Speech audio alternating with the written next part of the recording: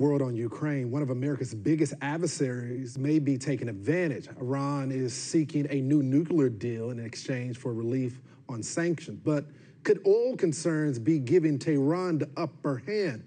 Congressman Jim Banks is sounding alarm on this, and he joins me down. Congressman, thanks so much. We're so grateful that you are joining us tonight.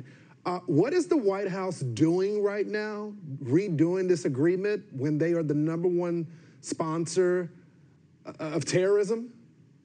I have no idea. This is absurd that the Biden administration would go back to a deal that was disastrous under Barack Obama and are now hell-bent again on renegotiating a new deal that rewards Iran for their bad behavior.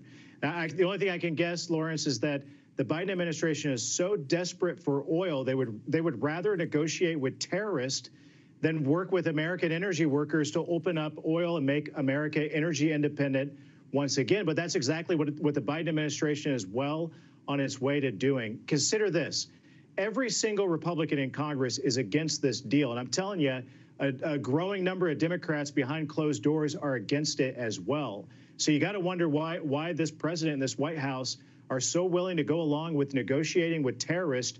They're trading one bad guy in Vladimir Putin and doing away with oil from Russia and choosing another bad guy in a terrorist country in Iran to take their oil instead. It doesn't make any sense. Yeah, Chuck Schumer was against the original deal. Let's see if he's vocal about it. I want to get your comment on this, especially when it comes to the IRGC and the Biden administration considering getting rid of their terrorist foreign terrorist organization designation. One of their administration officials told Fox News this: to be clear, President Donald Trump's approach has been a clear failure and made the U.S., Israel, and other partners in the region less safe. How do you say that when he took out their General Qasem Soleimani? I don't know how they can say it with a straight face. The IRGC is interested in doing two things: killing Americans and killing Israelis. And Donald Trump knew that. Donald Trump's maximum pressure campaign on Iran worked.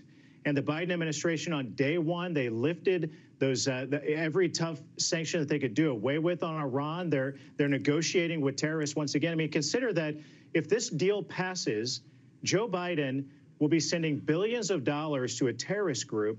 And if it passes, Joe Biden will be the biggest funder of terrorism in the world, and American taxpayers are going to be the ones paying for it. And lifting a terrorist designation on the IRGC just goes to show that this administration is more interested in dealing with bad guys than dealing with the good guys right here at home in America, to put America back on top, to put America back where it can be, project strength instead of weakness like this White House does every single day. Yeah, Congressman, I support the Ukrainian people. I support the aid that we're getting for the Ukrainian people.